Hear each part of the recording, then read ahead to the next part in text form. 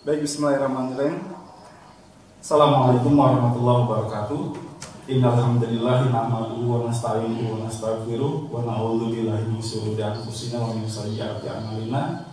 May yahdihillahu fala mudilla lahu wa may yudlilhu fala hadiya lahu. Amma ba'du. Pertama-tama dan yang paling utama, marilah kita panjatkan puji syukur kehadirat Allah Subhanahu wa taala atas nikmat sehat, nikmat iman dan Islam kita.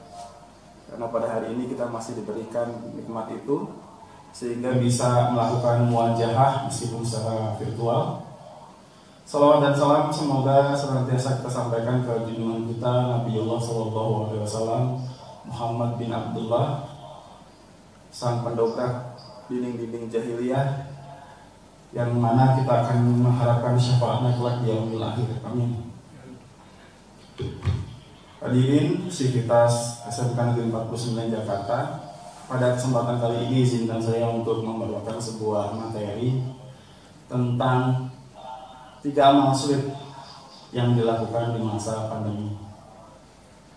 Ini berkaitan erat dengan konsep masjid virtual yang sedang marak digagas di beberapa forum. Mudah-mudahan bisa menjadi kebaikan kita bersama dalam mendengarkan, mengamalkan, dan nanti bisa memahaminya. 3 amalan sulit di masa pandemi itu, yang pertama kita harus mampu meningkatkan iman dan kesabaran kita.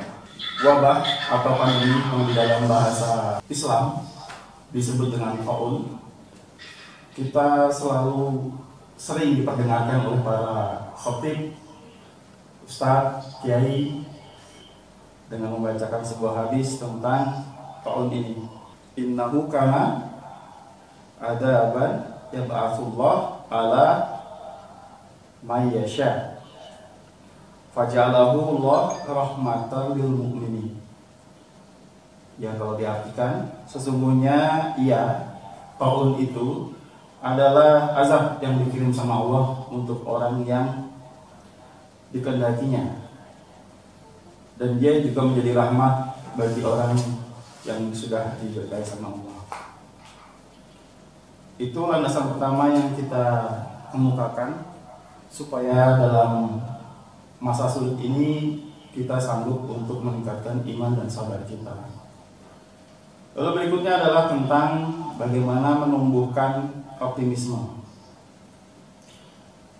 Menumbuhkan optimisme dalam konteks pandemi sekarang ini menjadi penting karena kita bisa berkaca pada sejarah perang Ahzab yang kita kenal dengan istilah perang Khandaq, di mana di saat itu Madinah, tempat Rasulullah dan para sahabat sudah hijrah di masa 7 tahun kenabian, itu dikepung oleh para Bani Ahzab. Mereka berjumlah 10.000, sementara kaum mukminin yang ada di Madinah hanya berjumlah 3.000 orang.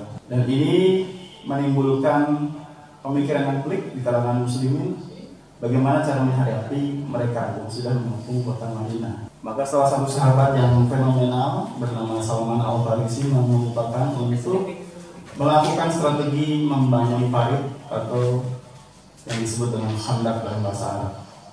Membangun optimisme, kita bisa belajar dari perang ini bahwasanya Madinah dengan kondisi kontur geografis yang keras, membangun parit adalah sesuatu yang sangat berat. Bahkan saking beratnya, 3 waktu di dalam sholat zuhur, asar, dan maghrib pernah dilaksanakan dengan menjamak dalam 1 waktu. Mereka menggali dan terus menggali sampai pada titik di mana ada sebuah batu besar yang tidak mungkin dilaksanakan dengan hanya menghantam menggunakan peralatan yang mereka pakai. Dan tentu Rasulullah di sini adalah orang yang paling pas untuk melakukan tugas tersebut. Dihantamnya batu tersebut dengan meneriakkan takbir di beberapa momen karena melihat ada kilatan cahaya, Rasulullah bilang bahwasanya kunci Yaman akan terbuka dan kita akan menguasainya. Terus sampai ketuk palu atau ketukan yang ketiga, di mana Rasulullah memberikan sebuah kabar baik. Negeri Syam, Romawi yang tadinya memang sulit untuk ditaklukkan, di masa-masa yang sulit seperti itu Rasulullah memberitahukan bahwasanya sudah ada kabar gembira yang sudah diberikan petunjuk dari Allah. Ini penting sehingga kita bisa meneladani kisah ini, bahwasanya di masa sulit pun kita tetap harus menumbuhkan sikap optimis. Berikutnya adalah tentang meningkatkan kapasitas. Di masa pandemi ini, kalau kita mau berkaca pada sirah nabawiyah, bahwasanya di dalam sebuah perjanjian kaum muslimin itu pernah dihadapkan dengan sebuah perjanjian yang zalim, di mana Bani Hashim dan Bani Abdul Muthalib yang memihak Rasulullah itu diboikot, sehingga mereka memakan apa saja yang ada karena memang sulitnya mencari barter untuk perdagangan mereka.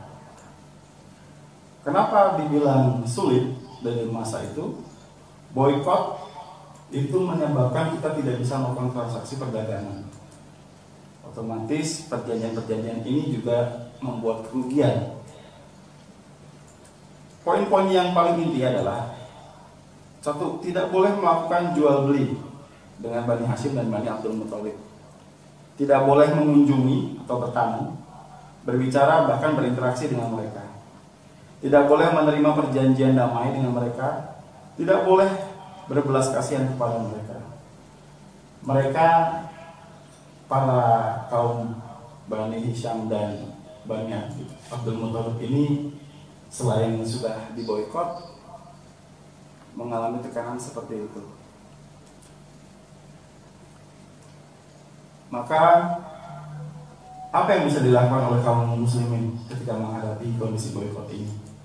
Rasulullah tetap mentarbiyah mereka dengan kondisi untuk terus menerus menguatkan iman pada kesabaran mereka, mengisinya dengan kondisi yang lebih baik sehingga pada masanya selesai masa perjanjian itu mereka sudah siap. Inilah yang disebut dengan meningkatkan kapasitas. Di masa pandemi ini kita bisa melakukan banyak hal yang positif sehingga selesai dari masa pandemi diharapkan kita sudah bisa menghadapi hal-hal baru yang ada di dalam kehidupan kita. Mulai banyak melakukan aktivitas e-learning, melakukan banyak fasilitas belajar dengan kondisi apapun, dan sekarang kita akan memasuki fase di mana semuanya dilakukan secara virtual. Bahkan tidak mungkin bahwasanya ke depan, yang sudah saya singgung dari awal, konsep masjid virtual itu pun sedang digadang-gadang untuk bisa dilaksanakan. Virtual dalam konsep VR, virtual reality, di mana kita bisa melakukan sebuah kondisi skenario hadir di suatu lingkungan tanpa kita menghadirkan diri di sana. Kita nanti bisa berinteraksi dengan jamaah-jamaah lain, melakukan sholat yang mungkin dibatasi fisik, tapi kita bisa seolah-olah hadir berjamaah di dalam masjid tersebut. Ini sangat memungkinkan karena memang konsep yang tadinya dulu tidak ada, sekarang menjadi ada. Transaksi yang tadinya dulu bertatap muka fisik, sekarang kita bisa melihat mau sepi karena kalah dengan marketplace dan jual beli online. Dulu kita bisa menyaksikan orang-orang yang dibutuhkan, menjaga tol, menjaga parkir, mereka sudah tergantikan dengan konsep virtual atau online. Kita harus bersiap diri menghadapi ini. Sebagai muslim kita harus meningkatkan kapasitas, bahwasanya mau tidak mau, suka tidak suka, kita harus berdamai dengan kondisi seperti ini. Mungkin itu saja yang bisa saya sampaikan, kurang lebihnya mohon maaf. Bila taufiq wa hidayah. Assalamualaikum warahmatullahi wabarakatuh.